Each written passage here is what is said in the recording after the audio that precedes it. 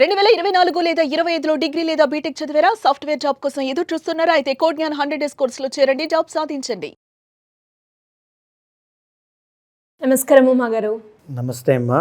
మూడో రోజు అమ్మవారిని ఏ అలంకరణతో పూజించాలి? అండ్ అదేవిధంగా ఎవరైనా కూడా నైవేద్యం పెట్టాలి అంటే ఈ మూడో రోజు ఏ నైవేద్యం పెట్టాలి? చాలా వరకు ఎవరైనా కూడా పూజ చేసే సమయంలో ఎలాంటి నియమాల్ని పాటించాల్సిన అవసరం ఉందంటారు? తప్పకుండా అమ్మా. ఈ శరన్నవరాత్రి మహోత్సవాల్లో అమ్మవారిని అనంత రూపాలతో అనంత నామాలతో కొలుచుకునేటువంటి సాంప్రదాయము ఉన్నప్పటికీ కూడా ఆ ముగురమ్మల మూలపుటమ్మని ఒక్కొక్క ప్రత్యేకమైనటువంటి అవతారంగా మనం కొలుస్తూ ఆ యొక్క నక్షత్ర రీత్యా ఆ యొక్క జాతక రీత్యా ఉన్నటువంటి దోషాలు తొలగించుకోవడానికి కానీ, మనకున్నటువంటి ఈతి బాధలన్నీ పోవడానికి కానీ, మనస్తాపము కావచ్చు, ఉన్నటువంటి జాతక దోషాలు కావచ్చు, ఏదైనా సరే పోగొట్టుకోవడానికి ఒక్కొక్క అవతారంగా మనం కొలుచుకుంటూ ఆ స్వరూపాన్ని మనం ఆరాధన చేస్తూ ఉంటామండి శక్తి స్వరూపంలో. ఆ క్రమంలో మూడవ అవతారం ఏంటి అంటే మూడవ రోజున గాయత్రీదేవి యొక్క అవతారం అండి. గాయత్రీదేవి అంటే వేదమాత. అమ్మవారు జ్ఞానానికి కావచ్చు, లేకపోతే శక్తికి కావచ్చు, తేజస్సుకి కావచ్చు, కాంతికి కావచ్చు, అన్నిటికీ కూడా ఆమె మూలాధారము. ముక్తా విద్రుమ హేమనీల ధవల ఛాయేర్ముఖైర్స్తీక్షణై అంటే అమ్మవారికి 5 ముఖాలు ఉంటాయండి.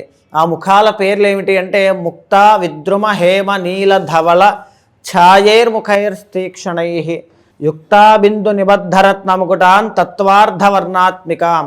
అంటే ఈ ముక్తా విద్రుమ హేమ నీల ధవళములు అనేటువంటి ఈ 5 కూడా ముఖాలు అంటే ఏమిటి అంటే అమ్మవారు పంచభూతాల స్వరూపంతో ఉంది అని అర్థం అండి. దాన్నే తత్వంలో మనం చెప్తూ ఉన్నారండి. ఫినామినన్ అనమాట, ఫిలాసఫీ చెప్తూ ఉన్నారు అక్కడ. అంటే పంచభూతాలు అమ్మవారి పంచముఖాలు, 10 దిక్కులు, తూర్పు పడమర ఉత్తరం దక్షిణం ఈశాన్యం ఆగ్నేయం నైరుతి వాయువ్యం పైన కింద కలిపి 10 దిక్కులు కలిపి అమ్మవారి యొక్క 10 చేతులుగా వర్ణింపబడ్డాయండి. గాయత్రీదేవి లోటస్లో కూర్చుని ఉంటారు. ఆ లోటస్కి అన్లిమిటెడ్ ఇన్ఫినిట్ పెటల్స్ అనేటువంటి ఉంటాయన్నమాట, రేకులు. అవేంటి అంటే అనంత విశ్వాలకి ఆధిపత్యాన్ని సూచన చేస్తూ ఉంటుంది అన్నట్టు అమ్మవారు మధ్యలో కూర్చోవడం అంటే. అనంత విశ్వాలకి మూలమైనటువంటి శక్తి మీద అమ్మవారు కూర్చుంది అని అర్థం అండి. సో అమ్మవారు ఎవరు అంటే సూర్యుడి యొక్క శక్తి. సూర్యుడి యొక్క ఆరాధన చేసినా గాయత్రీదేవి ఆరాధన చేసినా ఒకటే.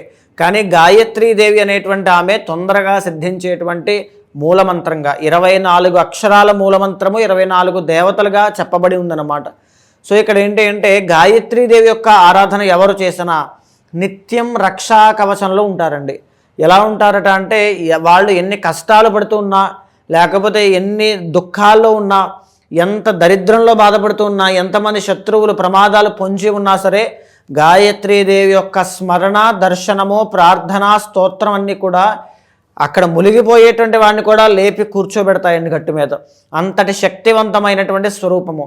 అమ్మవారి యొక్క ఆరాధన వల్ల చక్కని విద్య అనేటువంటిది వస్తుంది, చక్కని దాంపత్య సుఖము అనేటువంటిది ఉంటుంది, చక్కనైనటువంటి సంతానం కలుగుతారు, చక్కని జ్ఞానం ఉంటుందండి. కొంతమందికి తేజో విహీనంగా ఉంటారన్నమాట. అంటే వాళ్ళు జీవితంలో ఏదైనా చేయాలి అంటే కాన్ఫిడెన్స్ ఉండదు, లేకపోతే చేద్దామనేటువంటి ఆసక్తి ఉండదు, వ్యసనపరులయ్యి అజ్ఞానంతో మూర్ఖంగా ప్రవర్తిస్తూ ఉంటారు. అలాంటి వాళ్ళకి కూడా సెల్ఫ్ రియలైజేషన్ అనేటువంటిది కావాలి. గాయత్రీదేవి యొక్క శక్తి మాత్రమే అది చేయగలిగేటువంటి ఏకైక శక్తి అండి. సో ఇక్కడ గాయత్రీదేవిని మూడో రోజున ఆరాధన చేసేటప్పుడు ఏమేం చేయాలి అనేటువంటిది అమ్మవారు అన్నిటికంటే ఎక్కువగా ఇష్టపడేటువంటిది ధ్యానము. గాయత్రి అమ్మవారికి 3 పూట్ల మూడో రోజున 3 పూట్ల ఉదయం మధ్యాహ్నము సాయంత్రము తప్పకుండా అమ్మవారి గాయత్రి కవచము అని ఒకటి ఉంటుందండి. ఖచ్చితంగా ఇప్పుడు డెవలప్ అయింది కాబట్టి గూగుల్లో కావచ్చు ఇంటర్నెట్లో ఖచ్చితంగా దొరుకుతుంది. గాయత్రీదేవి యొక్క కవచాన్ని పారాయణ చేయండి. మన శరీరంలో ఎన్ని అవయవములు ఎన్ని అంగములు ఉన్నాయో అవన్నీ కూడా అమ్మవారి యొక్క కంట్రోల్లో ఉంటాయి. అది యాక్సిడెంట్ నుంచి రక్షించడం కావచ్చు, మనం మాట్లాడేటప్పుడు వాక్శుద్ధి కావచ్చు, చూసేటువంటి దృష్టి లోపం లేకుండా చూసుకోవచ్చు, శ్రవణ శక్తిని మార్చవచ్చు, మనం చేతనాశక్తిని మార్చవచ్చు, చైతన్య శక్తిని మనలో డెవలప్ చేయొచ్చు. ఏదైనా చేస్తుంది అమ్మవారు. మనల్ని ఖచ్చితంగా మార్చి ఒక చక్కని దారిలోకి తీసుకెళ్తుంది. అదే గాయత్రి శక్తి అండి. సో ఇక్కడ అమ్మవారి యొక్క స్వరూపం మనం చెప్పుకున్నాం. అమ్మవారు దేనికి ఇష్టపడతారు అంటే గారెలు అనేటువంటిది మినుములతో తయారు చేసినటువంటి పదార్థము. సో గారెలు ఎప్పుడైతే అమ్మవారికి మనం నైవేద్యంగా పెడతామో మనలో ఉండేటువంటి అహము, మనలో ఉండేటువంటి కామము, మనలో ఉండేటువంటి మూర్ఖపు ఆలోచనలు, చాదస్తపు ఆలోచనలు కానీ, కరడు కట్టి ఉన్నటువంటి తామసిక గుణాలు, నిర్లక్ష్యము, బద్ధకము, సోమరితనం లాంటివి పటాపంచలైపోతాయి. అమ్మవారికి మనం అది పెడుతున్నాము అంటే మనం ఏది కోరుకుంటున్నాము అనేటువంటిది అమ్మవారికి తెలుసు. సో అదేవిధంగా గాయత్రీదేవికి ఆ రోజున 3 పూట్ల ఆరాధన చేయడం, అమ్మవారికి ఒక తులసి మాల సమర్పించడం కానీ, అమ్మవారికి ఒక చామంతి పుష్పాల మాల సమర్పించడం కానీ చేయండి. కుంకుమార్చన సాయంత్రం వేళ చేయండి. ఎవరైనా కూడా అమ్మవారికి పూజ చేసే సమయంలో ఏ మంత్ర జపం చేసుకుంటూ అమ్మవారిని పూజించాలి అంటారు, ఎస్పెషల్లీ ఈ 3వ రోజున?